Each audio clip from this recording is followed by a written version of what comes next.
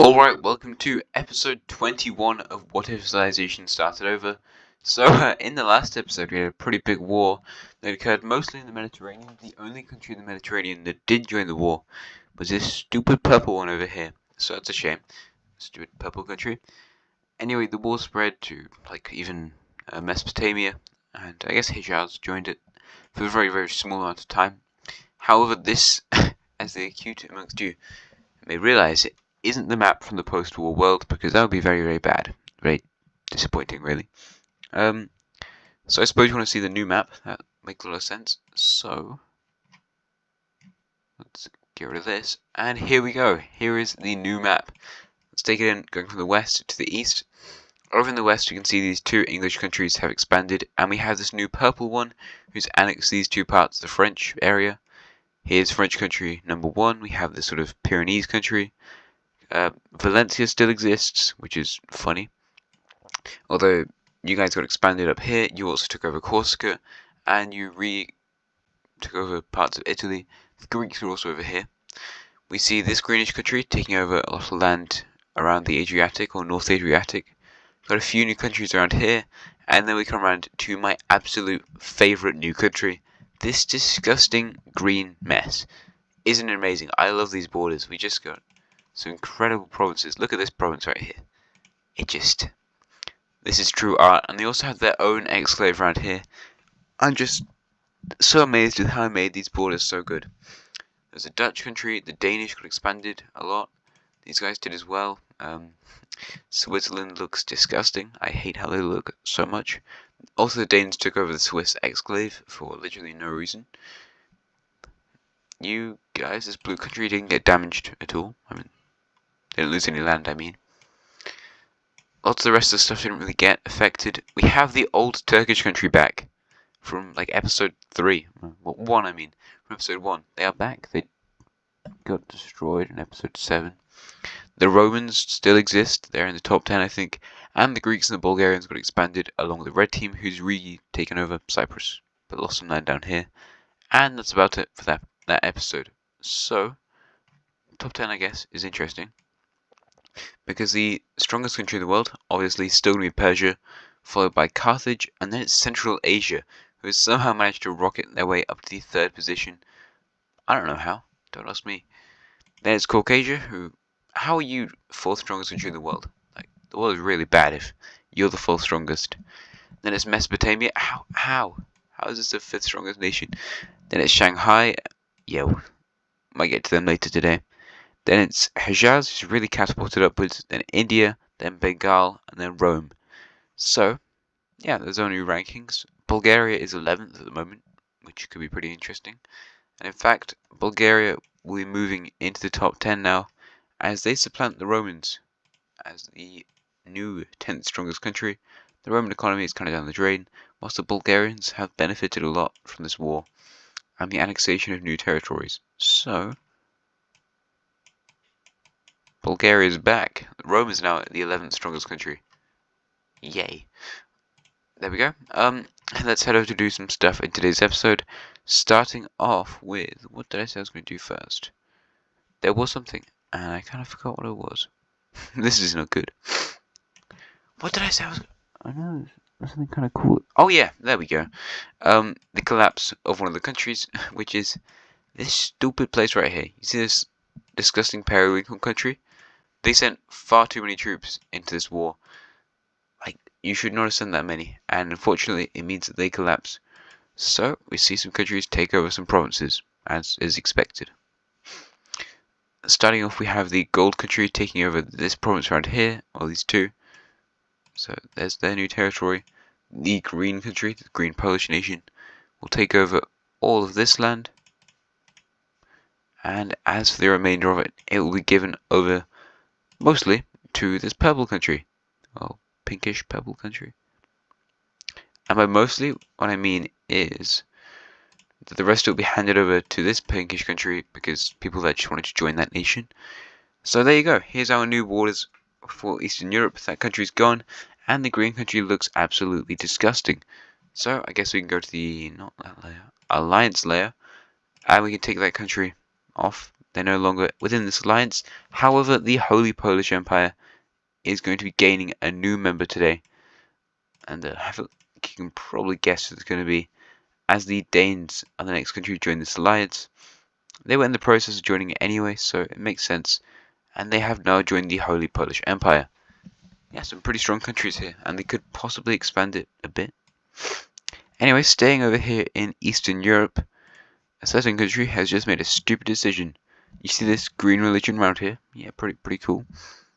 Somebody just went, you know what? This religion's stupid. I'm just gonna not follow it. And they say loads of mean things about religion, and everyone's like, right, cool.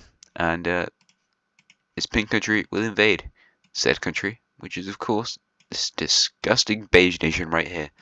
So yeah, there might have been some people from the pink country who wanted this to happen. Definitely a lot, because that stupid exclave. However, all of the Druidic nations that border this country will just invade them. We see Estonia invading the north. I mean, you kind of get the picture, but I feel like you probably want to know what happens. Lithuania will invade in the east. And then naturally, that's not the east. In the east, we have the invasion by this country. So we can see a partition now of this nation. I feel like it's just a bit of fun. Destroying a country for no reason. Alright, in the south, obviously this province will be given to the pinkish country. They've already annexed a lot of land in today's episode, so they're not really ready to assimilate more territory. So they're going to take this province over here, and they were in with an opportunity to gain the capital city of this country. However, like, nah, that's quite a lot of people. You know, maybe we shouldn't take over the capital city of the nation. So they don't do that, and they instead just take over these two provinces. However, they do gain a city because, like, they were the country that did the most in this war. The Lithuanians get, oh my god, not that much. They gain these two provinces, and the pink country actually got 3 because they got that exclave. And the blue Estonian country is going to take over another 2 over here in the east. And finally, the Petrograd nation will take over the other remaining 2, getting themselves a new major city. And here are our borders in Eastern Europe. Lovely, new updated borders for a region that doesn't do a whole lot. Anyway, speaking of the east, let's go over to China. Because China, you just made a little bit of a mistake, didn't you? So, South China, how are the guys feeling down here? A bit afraid. Shanghai is now the 6th strongest nation in the world, which means there's only 5 countries in the world that are stronger than this one country.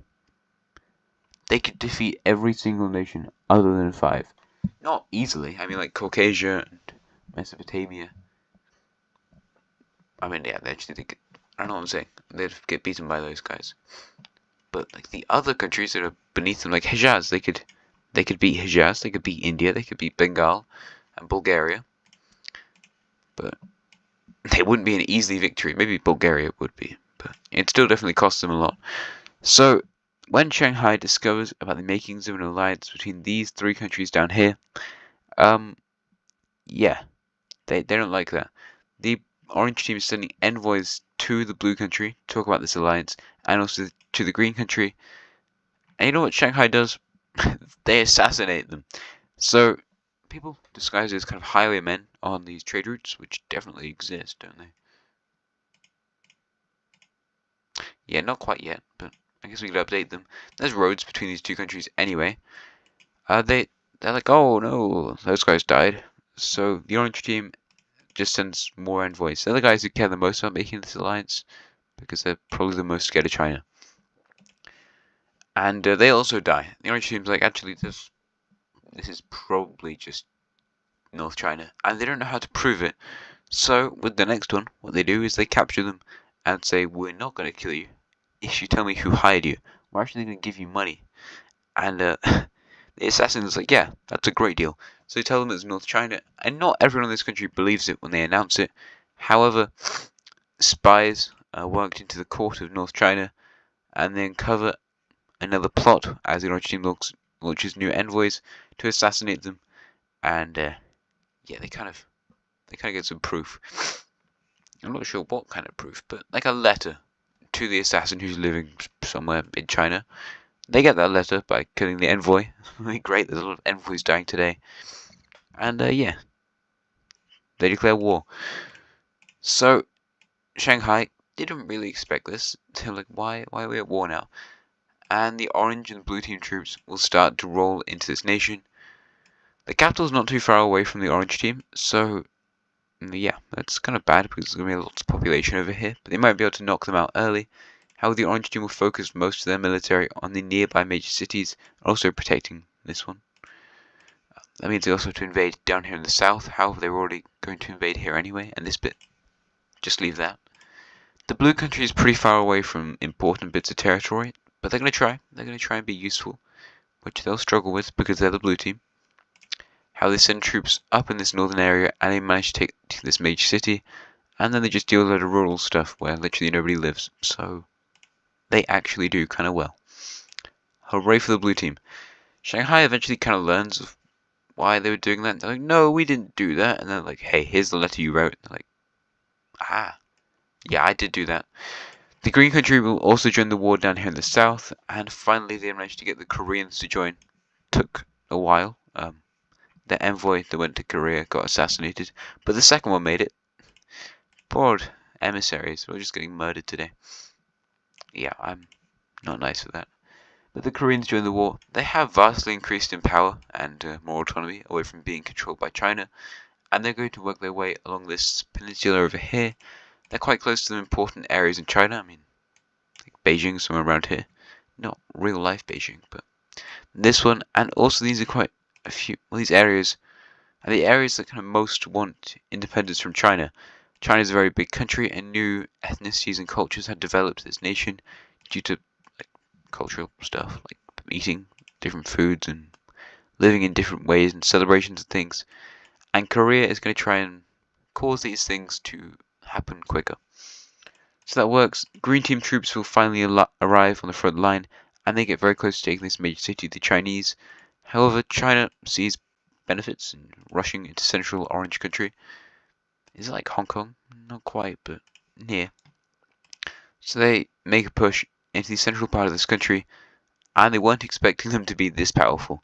So they take a major city very quickly, and they get very, very close to the capital of the Orange Nation. They actually really nearly take their get to the coast. The blue country just does whatever they want to do. Their military is pretty bad. They've just got some random people ruling it. Mostly incompetence, but you know, it's what it is. The Koreans will move towards this major city and they manage to connect with the coast, but they don't quite take it. However, up here in the north, we see rebels. Uh-oh, rebels are here. And they pop up around these two major cities, and they eventually take over all of this northern stuff right over here. Pretty cool. And they're going to start helping the Koreans, so yeah, if you're Chinese, this is not great. They're mostly trying to take out this northern area, which will also become its own rebellion. I'm not quite sure what colour to make it, but I'm going to make it pink. So these two major cities will also rebel, and these two rebellious groups link up and eventually take over all of this stuff. This provides a whole load more support for the Koreans, and they manage to make a pretty amazing push down the coast. Korea isn't this strong to be doing this well, and China has to withdraw all of their troops in this territory, and the orange team will push them back from the central region. Also, they connect up with this front, and China's capital is now under serious threat. They have to pull back troops from defending this western front, and that means they can take this city. And the green team even convinces this pink nation to join the war if they give them a few provinces, and by a few provinces I mean like 2. They give them this one on the coast right here, and also this one in the center. It's not a whole lot, but you know, they want this city to be protected, so they're not going to give them that one. There you go. Pink team looks a bit more respect. Actually, I might just. They have that province next to it anyway. Might as well make sure the borders don't look like hell. And there you go. That's slightly better. The pink team joins the war anyway, and they send forces up to help them in the war effort. Not in Korea, obviously, because Korea's very far away. Just in the south, down here. The orange team will manage to encircle this bit, and the Chinese capital is really, really under threat. The blue team sends out loads of volunteers because lots of people have volunteered now. They really don't like the Chinese in the blue team. And they just spread out across some rural farmland. Like, hey guys, did you know you're part of a bad country? And they're like, no, not really. I live in rural China. I have no idea what's going on. And then the orange team takes the capital city of China after a lot of death. It's not an easy thing to happen. We see more rebellions pop up. We see this a reddish one, maybe? Not quite that red, but not red. Alright, we see one pop up in northeastern China, around here. Northwestern China. I can't do my directions today. The Koreans make a naval invasion into the Changdong Peninsula, taking over that area, and they also take over the entire coast around the Yellow Sea. This is kind of crazy. Uh-oh. What did I do? There we go. So they take over all of that territory. They eventually spiral out to take this city, and from here the rebels are just gonna take this stuff. So I'm just gonna give it to the red team, but the red team doesn't take over all of it. China's just really not having a great time as orange and South Chinese troops, and Vietnamese I suppose, take this major city, and from here the collapse in China will continue. The royal family has fled to the city in the center. However, what they didn't account for happening was the city in the center falling to rebels, as the new blue country will take over this territory. And yeah, let's see the peace treaty that partitions the Chinese country. This should be fun. So in the south, let's start off with the orange country. What do they gain? That's not the right layer. They're going to gain quite a lot of provinces, really. They don't gain all of China's core provinces, because why would they? Doesn't seem very fair. They just gain lots of eastern ones. You know, the Chinese nation is going to continue to exist post this war, which I don't know if many of you expected. To be honest, I have a habit of destroying nations when they lose like a single war. So the orange team gains all this territory, not a crazy amount, but definitely makes them a lot stronger. Oh, and this bit down here. The blue team's going to gain. I was meant to pull up a thing with their old borders, but I didn't. I don't think it matters a whole lot. Borders change all the time. Like, bringing back old borders is more of something people do in modern eras. Now I don't know if they care that much.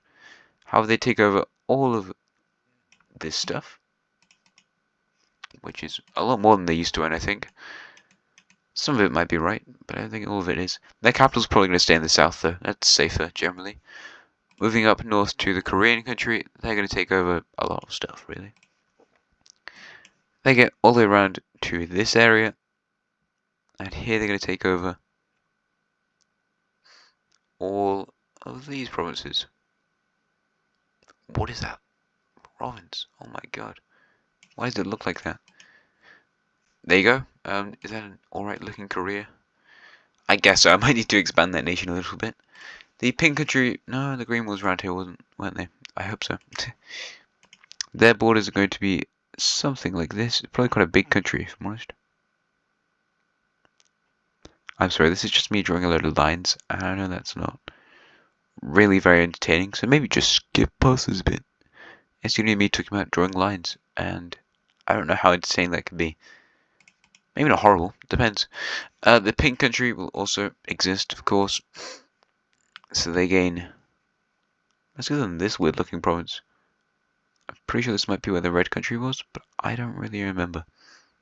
Because these countries just got made up on the spot. I have no idea what I plan to do with them in the future. There's only a few areas in the world that I actually know what I'm going to do with in this series. So, yeah, keep that in mind. Any countries you like, tell me. I might make them do stuff. I don't have a whole lot against that, because story is fun. The red country actually might need some more land around here. I think I might take a lot of their land and giving it to the pink country. But, you know, maybe they fight over it. That could be something that probably happens. Anyway, the red country gets a lot of this land. Don't get a coastline, but, you know, is what it is. Coastline, schmoashline. Who even needs it anyway? Nice. So the red country exists. Look pretty cool. We need to add some more nations in. let's add a yellowish sort of thing up here in the north on the Yellow Sea, interestingly enough. Not a massive one, but they actually have a coastline, unlike everyone else. So that's kind of crazy. China, of course, is still going to exist, as I said before, so maybe draw a country. Oh yeah, we have this blue thing. I forgot I made them a country. Let's give them like this land. These borders might look really strange to the blue country.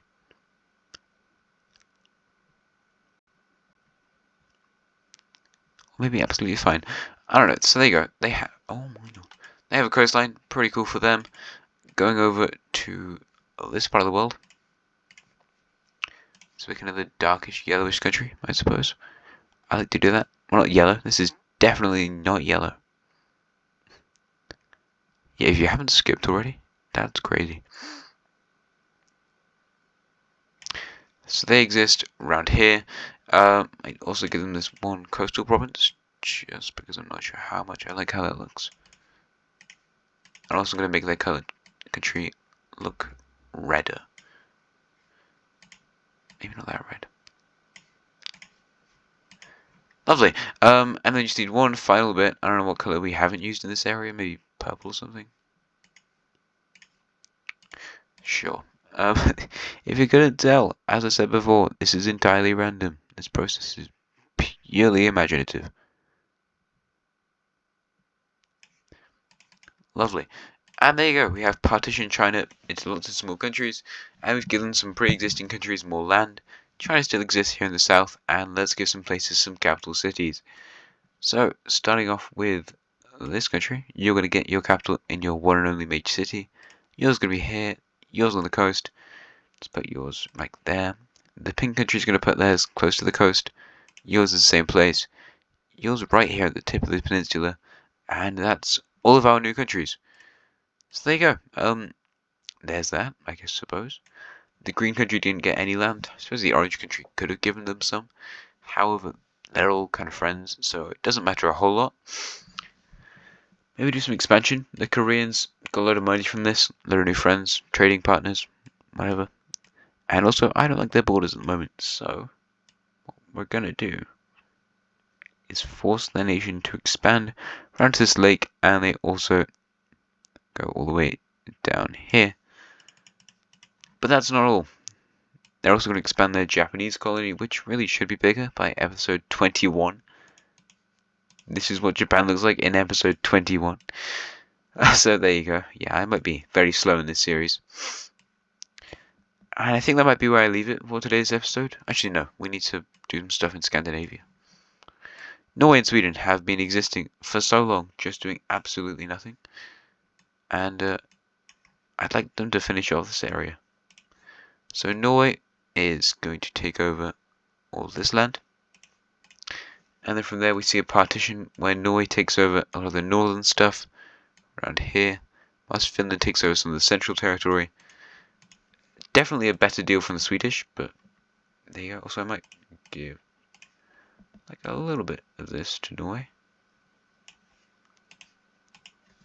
I think that's alright. And the Swedes can maybe get some of this.